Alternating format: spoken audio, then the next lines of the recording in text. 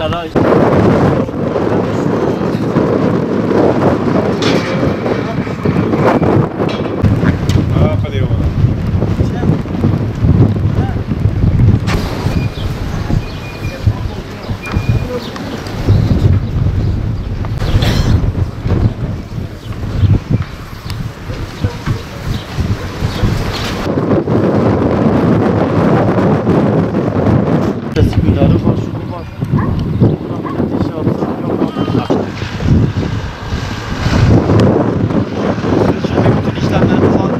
Pazar bomboş. Geçen sene cumartesi günleri burada istemediğin kadar müşteri kitlesi vardı, istemediğin kadar tüccar vardı ama şu an pazarda topu topuna saysan bir 30 tane adam yokuz.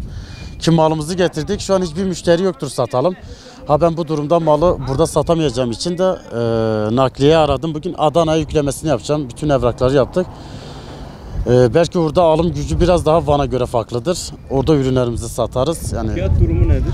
Fiyat durumu çok fark ediyor. Geçen sene bu malın maliyeti ya da alışı 2000'i alıp 2500 satarken şu an ben bu malın toptan alışı 8500-9000 TL kendim yerinde alıyorum. Ki bunu Adana maliyeti var, nakliye maliyeti var. Nakliye geçen sene 2500, 1600, 1800'e giderken şu anki nakliyeme ben 9000 TL ödeyeceğim. Yok, pek bir fark yok aslında, hiç farkı yok da ama bu ürünü burada satamayacağım. Çünkü milletin alım gücü cidden bayağı bir düştüğü için burada satamayacağımı düşünüyorum. Geçen sene olsaydı bu malı yüklemezdim. Çünkü pazar ana baba günüydü. Hiç olmasa şu an bir 30-40 tane satmam gerekiyor ki bugün gelmişim. Daha bir tane ürün satmamışım. Zaten önümde pek parlak görmediğim için Adana'ya yüklemeyi düşünüyorum. Ki nakliyemizi de tuttuk. Allah nasip ederse bugün yükleyip yarın Adana'ya varacağız. Orada da ya nasip diyeceğiz. Artık Yüce Rabbim bize neyi gösterecekse onu yaşayacağız. Hayvan piyasası bu sene yüksek hocam. Çünkü maliyetlerden dolayı yüksek.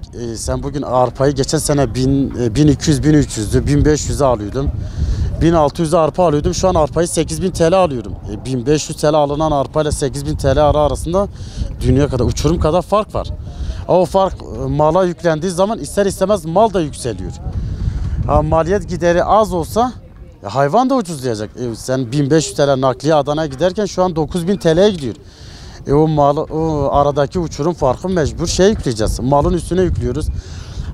Alım gücü yok. Müşteri de haklı. Biz de haklıyız. Hani bu bizden kaynaklanan bir durum da diyor.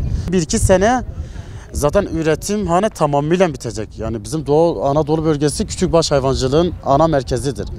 Bir nevi fabrika gibi düşünelim. Bir fabrika kapandığı zaman bütün işçiler dışarıda kalır. Ya da çıkışı verilir. Bu durumda üretimhanemiz kesinlikle bitiyor. Bütün ev ürünlerimizi, kendini yıllardır beslediğimiz koyunlarımızı satmaya karar verdik ki sattık da. Çünkü bunun kışın maliyetini düşünüyoruz. Şu an TMO'nun açıkladığı 6150 mi 6250 TL arpa alış fiyatıdır. Devlet 6000 küsurata arpayı milletten alıyorsa kaça satacak? Artı özel sektördeki adam bunu kaça? Kar yere düştüğü gibi arpanın fiyatı net 10.000 TL ya da 11.000 TL olacak.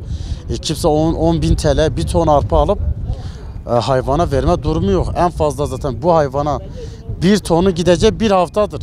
4 haftada 4 ton olduğu zaman 10.000 TL'den saysak 40.000 TL maliyeti var. Sadece arpanın. Samanı sanmıyorum. Saman bugün 7.000 TL'dir.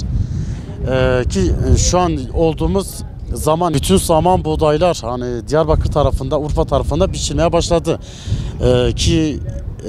Keza Batman'da biçmeye başladı. Şu an biçilmesine rağmen bizim saman burada şu an 6000 TL'dir. Ki bu şu an biçilmiş halidir. Ürünü çıkma zamanı 6000 TL'dir. Bu ürün yarın tükettiği zaman, kış olduğu zaman kaça satacaklar? Yani saman da bir 8'i bulacak. Arpa 10-11 bin olacak. Vermemiz imkansızdır. O yüzden biz de hayvancılığı yavaş yavaş bırakmayı düşünüyoruz. Artık varsa bir fabrika, bir iş oralarda çalışacağız ki bizim Doğu Anadolu bölgesinde ne yazık ki fabrika durumumuz da hiç yok.